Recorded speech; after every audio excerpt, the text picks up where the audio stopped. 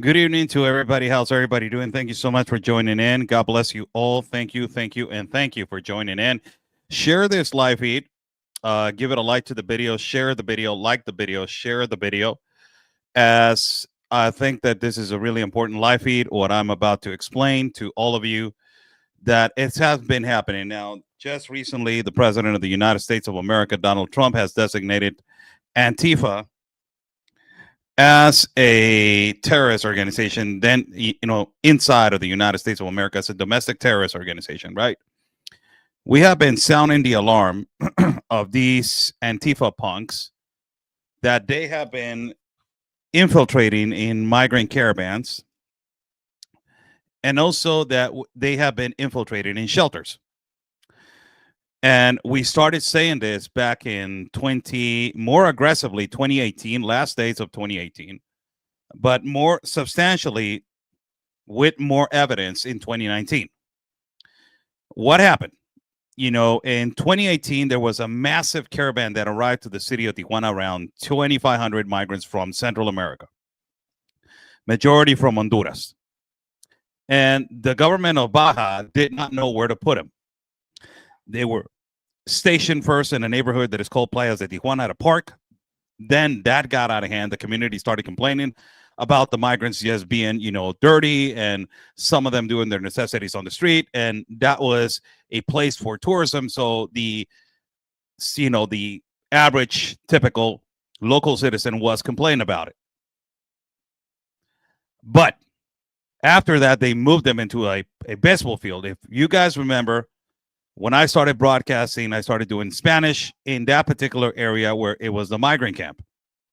And it was a baseball field. Every day after work, I used to go over there, do like a 2-hour live stream from that particular place around 5 or 7 o'clock at night. I used to go over there and walk around, walk it back and forth after I started getting aggressive. Now, when I started going, I started noticing several different things that immediately catch my attention. It was a lot of American activists. At that particular time, I did not know that they were activists or not. But there were a lot of young American guys in their early 20s and late 20s. And they were surrounding the camp, and they were forming and conforming little groups, right? A lot of them, they were dressed in black and covered their faces with black. So I understood that, in particular way, it was, in a particular way, I understood that these activists, that they were basically right there in these migrant camps, the majority of them, white, activists, they were going to these several groups and getting the migrants to go to several different locations in several places, moving them around. There were pickup trucks and, several cars coming in late at night and picking them up and taking them to locations where it was an open border gap and crossing them, irregularly or illegally through the United States of America. There were several things that happened because of these activists. There were locations that they were overwhelmed by, by massive entrance of illegal aliens crossing the border through an open border gap. God knows how these migrants knew that that was an open border gap, but you had this, all of a sudden, these activists, they were right there at the right moment, taking the right pictures, the right video.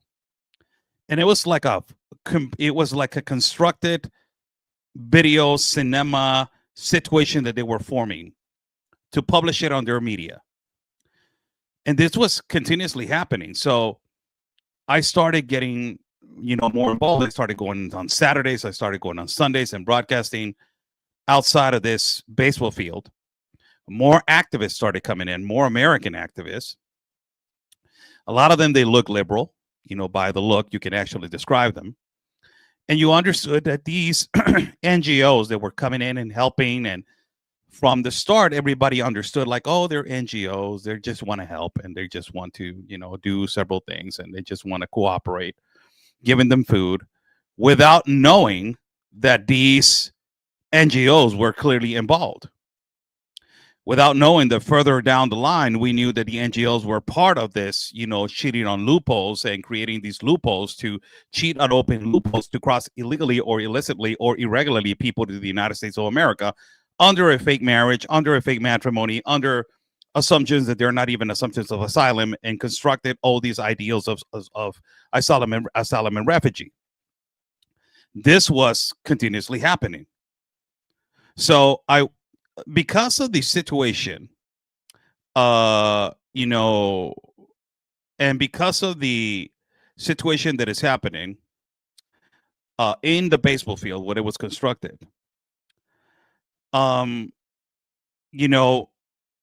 we understood that these groups, these radical anarchist groups, they were coming in and always agitating situations when they were demanding the government. The migrants started understanding that this was a motive and also an idea of how to basically demand to the government what they wanted. Situation that right now we understand that happens at every border, and it is a copy paste of what they have been doing in the United States for many years now. And whoever says in the chat that Antifa doesn't exist, possibly you are lost in the planet and you need some guidance. So they closed the baseball field because it was too much. The people were complaining too much of the baseball field, and it was a complete mess, and so they moved a lot of them to a shelter that it was like a warehouse. And that shelter had capacity between 300 to 400 migrants. A lot of the migrants moved around. They moved to private hotels, and a lot of them, they were crossed already into the United States of America illegally. When they moved them to the warehouse, it is when all gone wrong. One day I arrived on a Saturday, I remember, and it was full outside in the parking lot of the warehouse, in the whole street, with all anarchist Antifa activists, all of them outside. And they were agitating and telling the migrants, you don't get out of the warehouse, because they wanted them to get out of the warehouse and start, going to lawyers, start getting their ground together and see where they were going to relocate. So the activists came over and started taking over the warehouse. And they're the ones that they took over the warehouse, and they empowered the people that they were inside, that it was the migrants, to agitate and to go against the authorities of Mexico. The federal agents and the federal police of Mexico was pinned to the wall. They did not know what to do, because guess who else was there? NGOs from the United States of America, that they were working with international organizations defending human rights. But most importantly, it was the ACLU right there outside, like always. I remember that the first time that I did a broadcast in English, I was doing all in Spanish, and I was outside, and I went to the front door, and I asked one of them that it was wearing a shirt that says Republican with 3 Ks on the back, like KKK Republican. And I said, excuse me, what are you guys doing here? And she said, well, who are you? And I said, I live over here. I'm a Tijuana citizen. I'm asking you, what are you guys doing over here? And they feel entitled. So she said, I'm a lawyer. I'm here, and I work with an organization called ACLU. I'm here to help. And I said, how are you helping? Because this is not even help. They're agitating over there. They are against the police. They're hitting the police officers. They're spitting on their face. They're doing their necessities in the middle of the warehouse. It is a complete disaster. How are you guys helping here? And she told me, well, it is a process, and we need to understand that this is a process. I'm like, how in the hell these people got authority over our authority? When did it become a thing that these ACLU and NGO, American NGOs, white liberals, progressive mercenary liberals, came to our city and our country to have power over our city and our authority and over our citizens? I said, when did it happen? And it started happening. When I was in this warehouse documenting and basically recording and reporting on what it was going on, there was a particular activist, really aggressive, extremely aggressive. And I will fast forward of why this is the story. Just recently, a really well-known independent journalist and an expert on documenting Antifa, a terrorist organization, by the way, went to the White House to speak to Donald Trump, and that is Andy Ngo.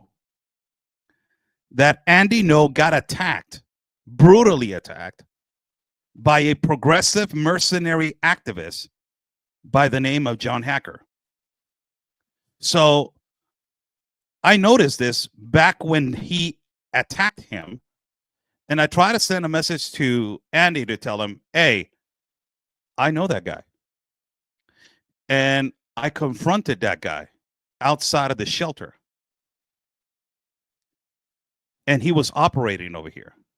And he was working in Tijuana over here with several other different activists, like leader Eben Duke, that he was here also. Eben Duke, he was a leader of Antifa. And also, not only that, Eben Duke was operating over an NGO that it was called Border Support Network. This network, Border Support Network, it was full with progressive mercenary activists that a lot of them that were in a watch list from the government of the United States of America. These activists, their job was to pull in and to fish the migrant, to take them into these lawyer NGOs, and from them get a case, get more money, and get them into the United States of America. Of course, the speculation was strong in Tijuana that they were involved in smuggling, they were involved in trafficking, and they were in cahoots with a lot of the gun trafficking that it was happening from the United States to Mexico. Crazy, the speculations that they were managing. John Hacker, I located him. Just recently, I sent a message to Andy Ngo through via Instagram, and he responded immediately. He said, when was the last time you saw John Hacker? I said, this was in the day 2019. Said, wow, I'm extremely interested on this story. Can you tell me more? And we started talking. And I said, this is the report that I just released. The report that I just released, see the video, analyze the video, and you will understand. What am I talking about? He saw the video and he was completely surprised of how Antifa has been a international agitator, anarchist organization, which they came to Tijuana to try to take control, to shelter. And they were actually doing that in the borders with Mexico and the United States. All these mercenary activists were the ones that they were in the front lines to destabilize borders, to basically open the borders, and to create anarchy. That is their number one mode operandi. I remember sending a message to one of them, and they responded to me, without anarchy, there's no government. And without no government, we will be triumphed. It's amazing how they were, their mentality, their disgusting mentality, where it was leading them. So I shared his video, and he shared a post on his page. His page has more than 1.7 million followers on X. And I also shared another video, and he shared it on his post on X. This is the video that he recently shared on his post on X, talking about this specific activist, mercenary, violent activist by the name of John Hacker. Listen to this. My name is Oscar Ramirez, a Mexican journalist based in Tijuana. As many of you know, it is extremely dangerous to practice journalism in Mexico, a country ranked third in the world for assassination and violence against journalists. In 2018 and 2019, the threat became even more alarming when Antifa-affiliated mercenary activists began infiltrating migrant camps in northern Mexico and migrant camps and also in the south of the border. One of these individuals is a well-known Antifa member and violent agitator named John Hacker, the same criminal who viciously attacked independent journalist Andy Ngo in the United States. Hacker has been identified as aggressive, confrontational, and persistently violent towards independent journalists, not only in the United States, but also in Mexico. In 2018, John Acker was seen operating inside of a migrant shelter in Tijuana, where he brought several Antifa members to agitate, manipulate, and attempt to take control of the facility. During that time, I personally confronted Acker after observing him being disrespectful and taking inappropriate photographs of a Mexican federal police officer. Está grabando, como pueden ver. Aquí está el individuo. También otra persona que está grabando. I don't know what is your problem. You were taking pictures of the officer right now. I don't care. I'm in my country and I have the right to record this. Why are you filming? Why are you taking pictures of the officer? Because I'm taking pictures of like weapons, cameras, all that kind of stuff. Okay, that's good. But they're doing this because of their own security. Oh, no. What? Get the hell out of here. After that confrontation, this activist and his associates targeted me online, publishing my information on multiple anarchist platforms, labeling me as a fascist and calling for others to silence me. These violent threats escalated and continuing for years, crossing borders and putting my safety at serious risk. All of these activists were connected to a network known as Border Support Network, led by the well-known Antifa figure, Ivan Duke. They operated in Tijuana in close coordination with certain American NGOs and U.S.-based lawyers who provided migrants with legal loopholes to obtain asylum, including through fake marriages, and arranged to enter the United States illegally. In 2019, another activist named River Doherty, a progressive mercenary associated with this same network, was caught red-handed attempting to smuggle a 12-year-old Central American child into the United States. He was exposed by a local pastor who manages a migrant shelter in Tijuana. Aquí estamos, aquí está el niño. Ahorita va a venir la policía, se lo va a llevar porque ha sido buscado. Aquí está el hombre que se lo llevó. Ya yo le había llamado la atención, me llamó él por teléfono. Now, I will pause right here just to make a couple of observations. John Acker was operating inside of this shelter and he was agitating. It was actually a leader of the operation to agitate and to take over the shelter. They were removed by force by the Mexican authorities and they told him to leave. After that, I did not see him again. The activists, which I saw brutally operating and relentlessly on the border, taking advantages of the vulnerabilities of the migrants and the necessities of them, was one of them was this guy, River Doherty, and another one, it was Michelle Bert. River Doherty was discovered to be entering several shelters. He's an American progressive mercenary activist, identified as trans. He entered the shelter Agape of Pastor Alberto. And as he was entering, he started being friendly to the pastor and telling him that he was there to help and he was there to just basically be a part of the situation. Later on, did he know that he was agitating and constructing and making people leave, and also creating business inside by selling drugs and selling cigarettes. Later on, he took a 12-year-old minor on his own without the authorization of the pastor that he was in charge of the shelter. The 12-year-old minor was an unaccompanied minor from Central America. He tried to take him and cross them into the United States of America under the assumption of asylum and refugee without the authorization of the authorities. Amazing. These activists were working at the pedestrian port of entry of El Chaparral. One of them was creating a smokescreen to make everybody believe that he was giving out oatmeal and helping the migrants. But actually what he was doing, he was giving away pamphlets and he was giving away banners for the people to go directly to this specific lawyer firm that it was located just steps and blocks away from the epicenter of the migrants, where they used to go every morning to just make a line to ask for an asylum or refugee number to get across into the United States of America. As we call it in Mexico, they were fishing. Fishing what? Their clients. These activists were extremely aggressive. One particular time they constructed and they made this migrant camp at that specific location in the pedestrian port of entry of El Chaparral. And they were the ones that they were in charge. As a matter of fact, they put banners on posts of every single journalist and they threatened the journalists to say, we have people operating in the migrant camp and they will hurt you if you come over and try to record inside. The only media that it was allowed to come inside specifically was the media of the left media. What left media? CNN, Democracy Now, the Daily Beast, all these medias that they were in favor of the situation which it was happening inside of these migrant camps, where these people were brutally taken advantage, and brutally they were basically taking advantage of these situations and the vulnerabilities of this migrant situation that was occurring in our borders. It was a reality. They were operating. Not only that, they started taking pictures of the license plates of every journalist. I surprised one of them, and I caught one of them taking pictures of my license plates, and I started running to get him. He ran away and he hid in the middle of the migrant camp. I could not go in there because I was going to get hurt.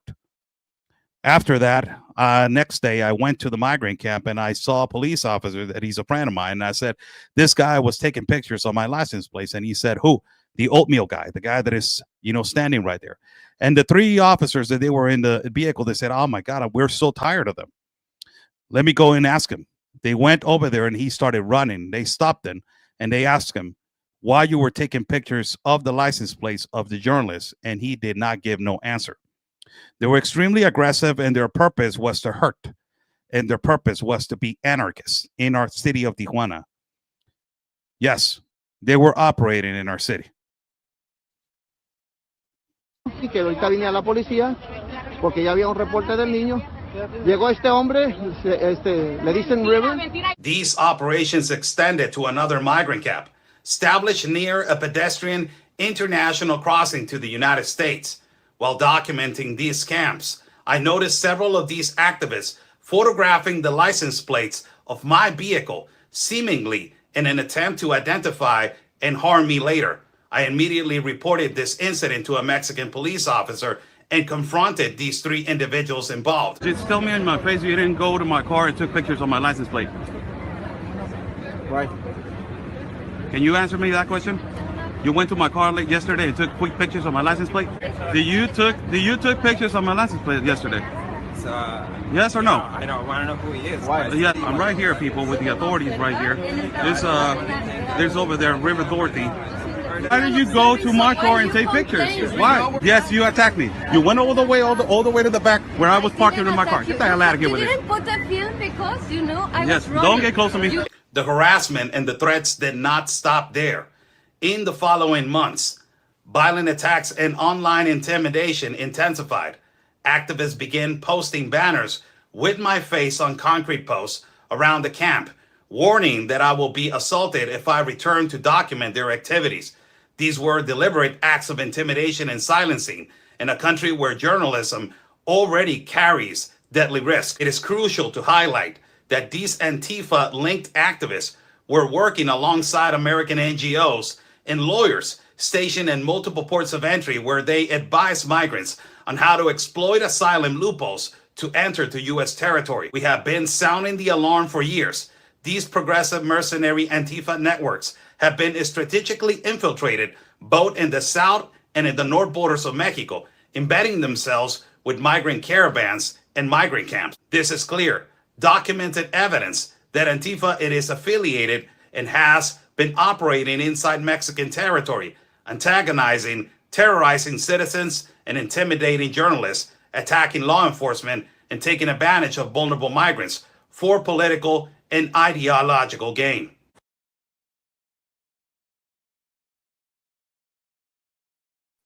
So that was the report that we did. That was the report that we sent to the well-known independent journalist Andy No, and he was extremely surprised about it. Later on, Andy created this post when he shared it. And let me go and see the post so I can show it to you. It was a post where he put a couple of pictures on them, and and he shared this post. But let me read the post for you guys. And let me just go right here to my page so I can read the post for you guys, and you guys can understand why he was why he was completely, surprised and shocked about this. He said, revealed around the same time that the FBI was investigating a suspected Antifa terror plot to procure weapons from a Mexican cartel.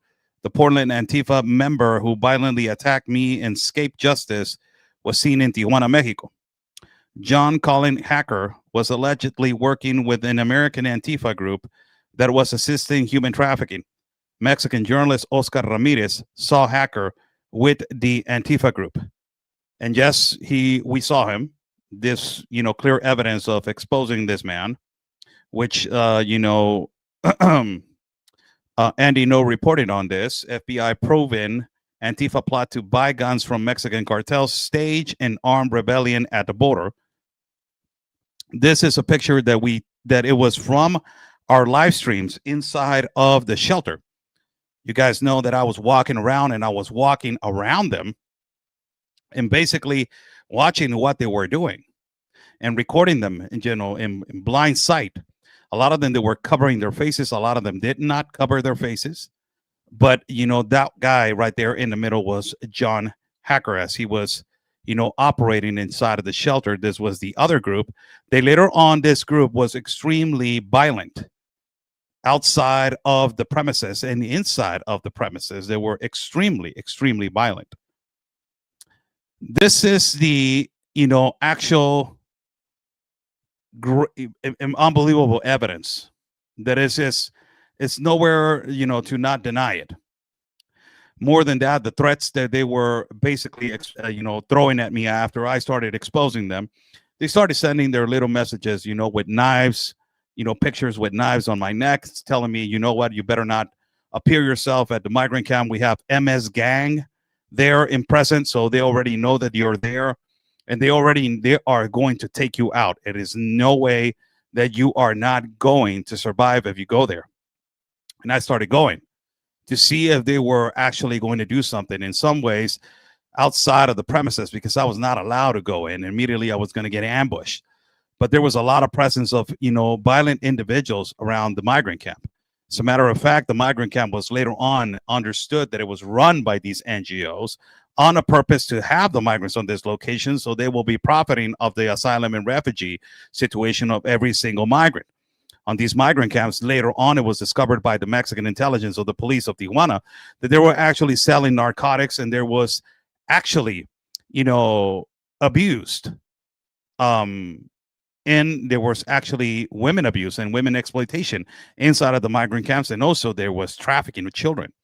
Also, around 12 or 1 or 2 o'clock in the morning, it was reported that coyotes and traffickers were arriving to take over the migrants and to smuggle them to open border gaps,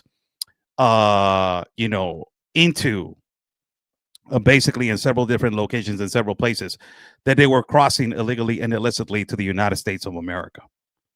This is clear evidence that we have documented that these progressive mercenary liberals, they were working in cahoots with a lot of the NGOs.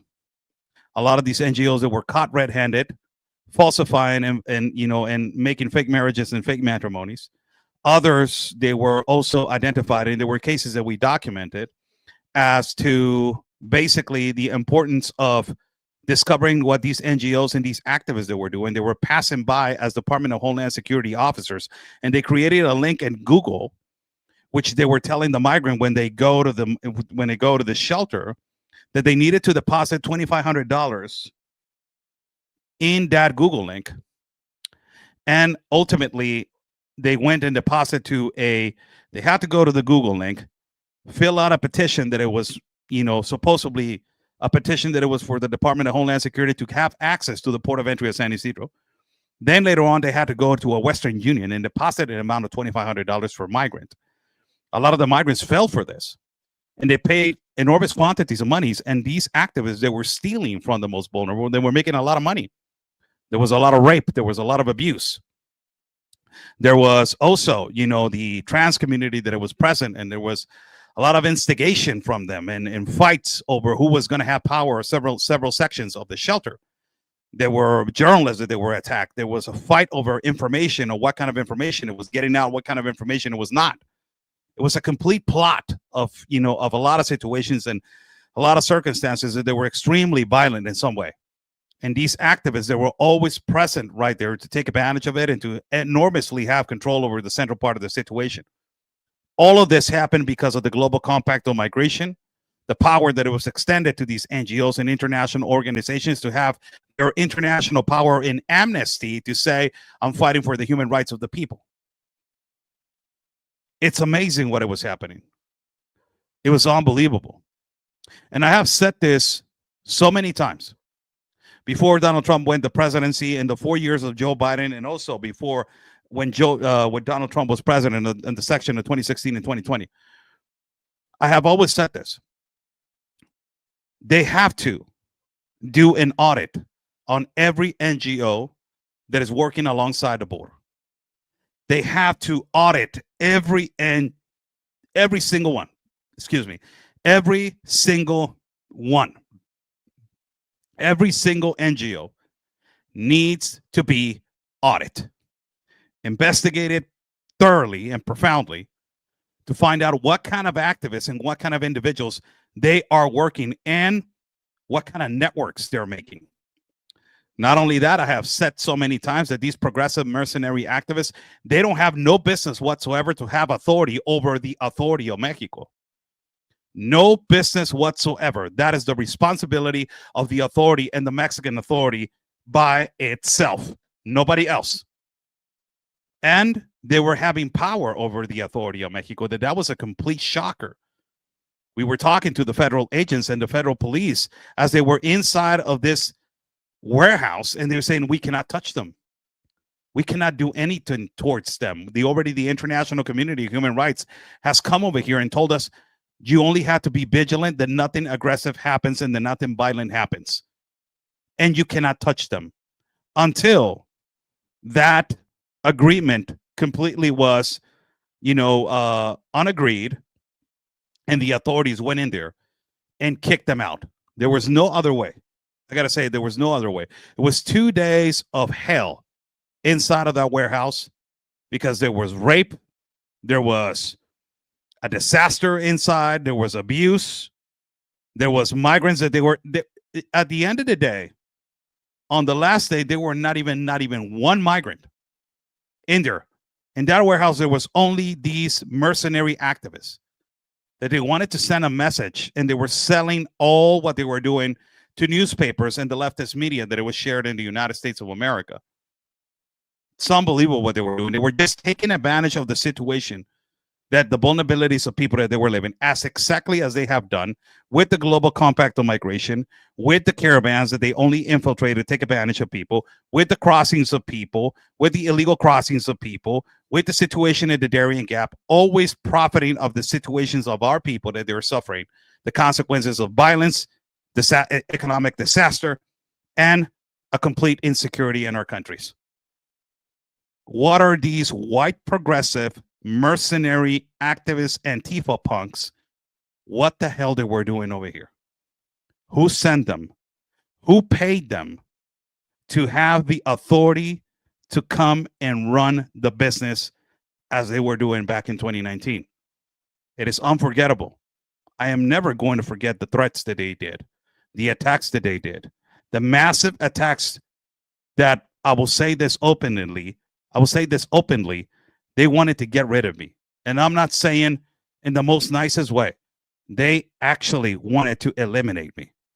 And that was their number one purpose and goal.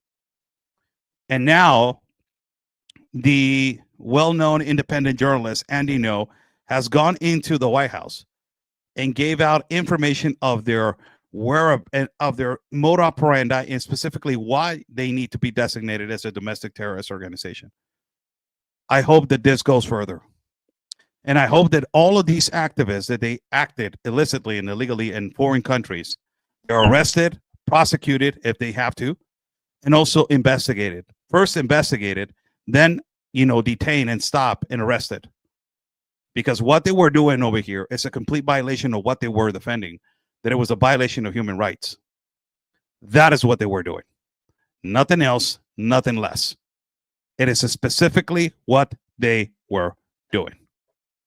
How's everybody doing? Thank you so much for joining in. We are going on 35 minutes into the broadcast. Buy me a coffee is right there, pinned in the chat. We are about to be traveling soon, so your support is undeniably, needed. So thank you so much for your support and your endless support to our continuous travels and broadcasts. God bless you all. I will accept a couple of questions or a couple of comments before I go.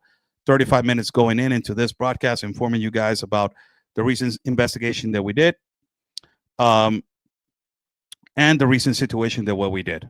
Somebody was asking me about the No Kings protest and the situation with apparently this character, Lucy Martinez. I think her name is Lucy Martinez. If I'm not mistaken, let me just go and check first and foremost so I can.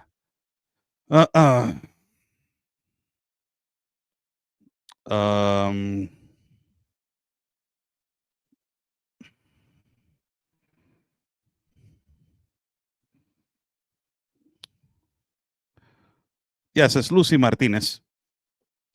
There is a professor in Chicago. She's apparently Latina, sadly. And her name is Lucy Martinez. And she was caught on camera on the No Kings protest on Chicago when it was a guy, driving with a banner that had a Charlie Kirk situation. And she did, the gun thing with her hand into the neck more than a couple of times. Everybody was not in shock because they were actually, why would nobody was in shock? Because we know how the liberals and the progressive liberals nowadays, and the Democratic Party is the political party of hate. It is not the party of unity. And after that, it was discovered that this individual, Lucy Martinez, is a teacher. So imagine that. Imagine what the representation of the Latino community, how you are representing the Latino community with that. How you are sending a message of what you are teaching to your kids in elementary school, in your classrooms. What is the thing that you're teaching? Instead of teaching them consciousness, peace, love, understanding, and ultimately at the end of the day, what you're there to teach, that is math, Spanish, chemistry, and all these other subjects that you need to teach. You're going on a rally and you're pointing yourself in the neck and sending a message to the world that is how you feel. You're a teacher. And this is the reason why the schools in the United States and the educational system in the United States is on a decline impressively, like it's never been seen. And the most important schools that they were, at one point in this lifetime, they were pointed out as to be the number one schools in the world: Harvard, Stanford, Yale, Brown, Columbia. All of these have become schools that they are in love with Marxism, socialism, communism, Black Lives Matter, Trans Lives Matter, all this ideological, woke, progressive, mercenary ideas that they are now intended to hire all these professors that they are with this agenda, and from there teach your alumni the ideological agenda of the 2030 agenda of specifically what is happening nowadays. It's just brainwashing the kids. It's just amazing. It's just unbelievable, the situation which is happening. I saw that video of Lucy Martinez. I did it in Spanish, and it's posted on my Instagram in Spanish. People want to go over there, get subtitles. It is, you can get the subtitles, but it's just unbelievable, man. What kind of teachers they are teaching in the classrooms in the United States of America, a country that I never thought that it was going to be teaching communism and Marxism. I never thought that they were going to be teaching socialism inside their classrooms. No way in this planet I ever thought that the teachers were going to be demanding the alumni to say, I'm a she, them, or I a he, him. And if you don't address me as what I'm representing, you're going to fail my class. Never in a million years I thought that was going to happen in the United States. If you go back to the 80s and 90s and you ask me this, and you say this is going to happen to the United States of America, I will tell you no way in this planet that is going to happen into the United States of America. And look, it happened. And that door was opened by the number one itself, Barack Obama. And he's the one that brought all this progressive mercenary socialism and ideological, transgenderism into the political party. Then now it is an open window, and it is so difficult to get it out. It is a cancer that hope that it gets stopped before it metastasizes and before, it completely contaminates the whole country as what it is right now that is contaminating. Unbelievable. Thank you so much for joining in. God bless you all. It is 7:45 in the evening. Today is 21st of October of the year 2025. It has been a pleasure to be with you guys this evening. Thank you for your opinions and your comments. Thank you for being with me tonight. It has been a pleasure. Stay safe. And like we always say, God's plan, it is our mission. Take care, people.